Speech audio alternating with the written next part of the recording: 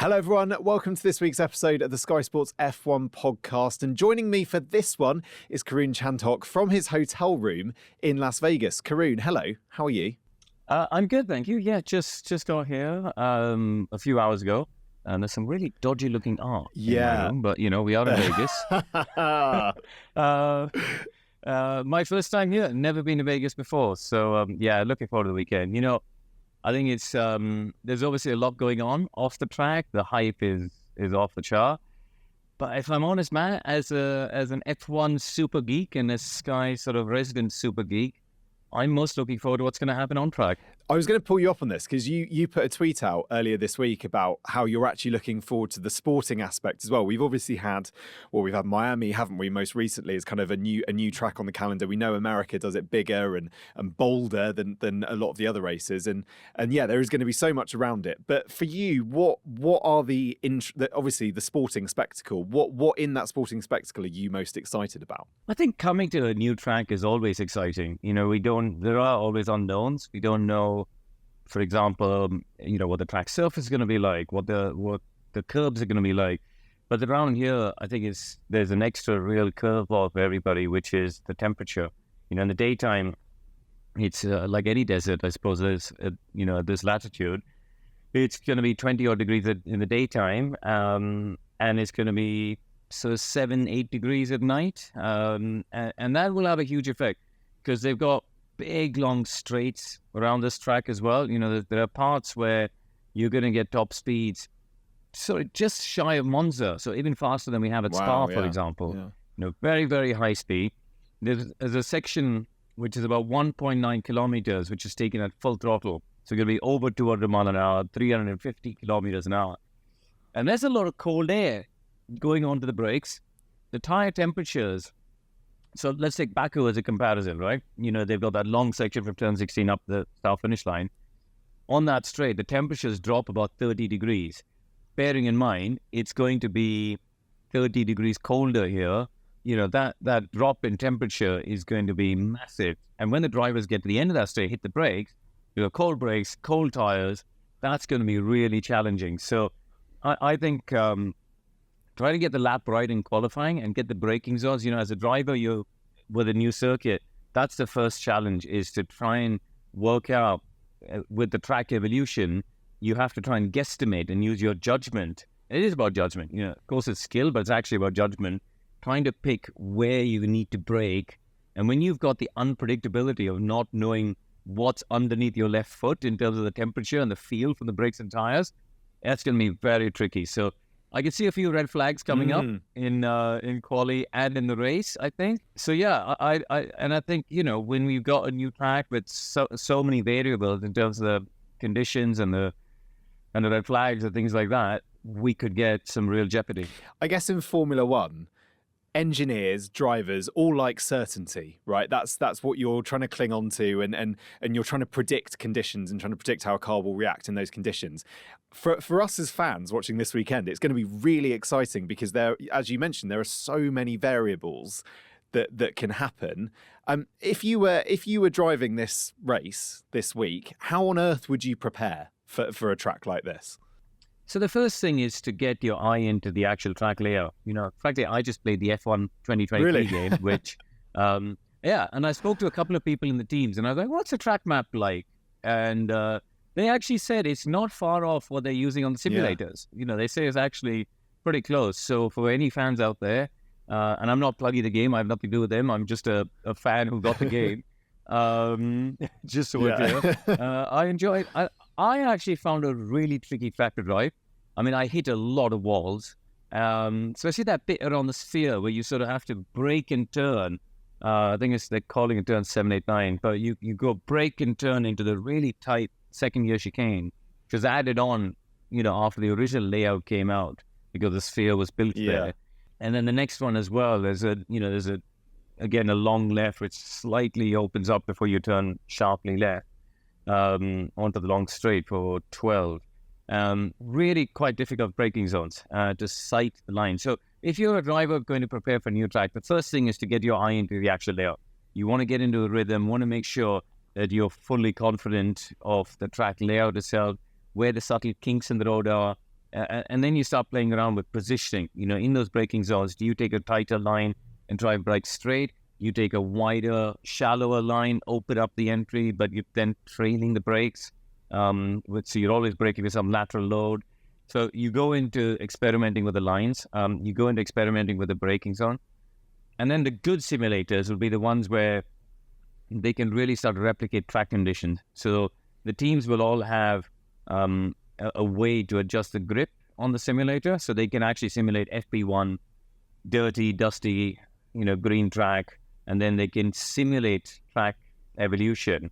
They can also simulate temperature. They should be able to, as I said, the good simulators be able to simulate the air temperature as well. And then therefore that effect on the brakes, when you go for the brakes at the end.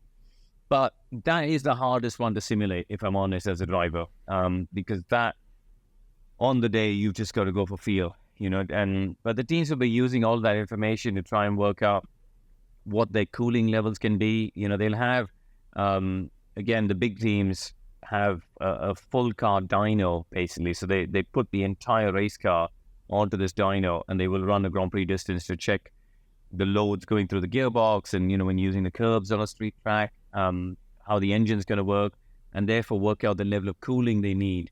The other thing that's really important is the hybrid system, because obviously F1 cars are all hybrids, and you've got to work out what's the optimum way to use the electrical energy so you don't run out of juice on a qualifying lap. It's more important for qualifying, to make sure you've got it. In the race, they never ever run down to zero. They all tend to stay in a band of about 30% to 70%, plus or minus a few. But again, you've got to work out what's the best way to stay in that band. Where's the best, and that's the next level of preparation, coming back to your original question. So the first thing is about learning the track, getting your eye in, getting dialed in. The next is about trying to understand the braking zones and the track evolution. And then the third one is really about into the hybrid stuff. If you use a bit more juice coming out of turn 2, to get a bit more acceleration in that DRS zone, where would you lose out on the way back? Or do you save it all up to use from turns 12? When you get to the race for overtaking in defense, you have people playing it, using the energy in different places, like in Brazil we saw. So yeah, that's kind of the level of prep that they'll go into. So we know that one of the challenges with a street track, particularly when you're going to somewhere like Las Vegas, if you're trying to include all of the kind of key landmarks within a track, how on earth, if you're the track designer, do you go about doing that? It's a massive challenge. For a circuit designer to do a street track is a much bigger challenge than doing a permanent circuit where you've got a blank piece of paper and, somewhat free to do what you want. You're obviously limited by the roads that you've got access to. So what would have happened is the local government would have basically said, these are all the roads that we're willing to shut down for the Grand Prix weekend. Go ahead and choose, which you think within these roads you can use to make a track. They've come up with this track. If you look at the map, have you seen it, Matt? Yeah. The track map. Yeah. Is it not? It looks like a pig. Yeah. I saw this on Twitter yesterday. There's a couple of tracks that resemble other animals, or like there's a Dachshund. Which one's the Dachshund? The Dachshund. Is that Miami? I can't remember which one's the Dachshund. Yeah. But yeah, it looks like an upside down pig. yeah, it was quite funny. The absolute first priority is safety. They've got to make sure that if they're going to make these tracks with these big straights and slow corners at the end of it, you've got to have a runoff area. Like Baku, turn 1, for example, there's a massive runoff area there, because in case there's a brake failure or drivers have an incident or an issue, you've got to have escape for them. So that's the first thing that the circuit designers would have had to look at, is the safety of it. And then go into the sporting side. You want to make a track that's exciting for the drivers. You want to make a track that creates overtaking opportunities. So you got to have the width, and I think they've done a really good job here. It looks like you've got some really good width to get side-by-side action. But there's one thing about doing the plans, sitting on a computer in CAD and all that sort of stuff. That's fine, but when you get here, the actual job of building a track is colossal. And the team would have been here for months and months on end. Because you've also got things like that you wouldn't think about. There'll be pavement, there'll be lampposts that are at the apex of a corner that need to be moved, and then you'll have the council going, hang on a second, you can't just break that bit of pavement because there's a fire hydrant line that runs underneath. There's stuff like that. There'll be manhole covers, there'll be drains, there'll be, there'll be things which are part of the infrastructure of the town, bus stops, for example, and just stuff like that, which will have to be moved, which is hugely challenging from logistics and cost, to be honest, to do that amount of work. They would have had to bring in the blocks of concrete blocks for the side of the track, and then the catch fencing, which is there to catch any debris to protect the spectators, because you'll have the marshals, most importantly, and the spectators slightly further behind the fence. So you've got to bring all of that into the area and place them in the right places. And then there's the curbs. At the end, you've got to place the curbs to create, and that's a sort of final job. So yeah, actually building a temporary circuit, because you've got to do all of this work while the city's still living. Why people who live here, there are locals who live here and tourists who come all the time. They got to carry on. They want to go to the Bellagio. They want to go to see Celine Dion or whatever it is. And you can't block the entrance to any of these, these massive theaters. You can't just block off Caesar's Palace because we want to build a grandstand there for this weekend. But you have to build a grandstand in all these places. They had to cover up fountains and things like that. So, it's a huge logistical undertaking.